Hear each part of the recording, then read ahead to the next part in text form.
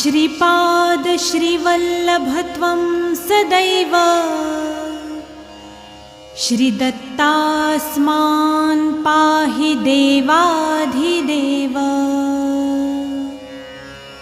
भावग्राह्यक्लेशहारिन् सुकीर्ते घोरात् कष्टात् उद्धरास्मान् नमस्ते। घोरात् कष्टात् उद्धरास्मान् नमस्ते।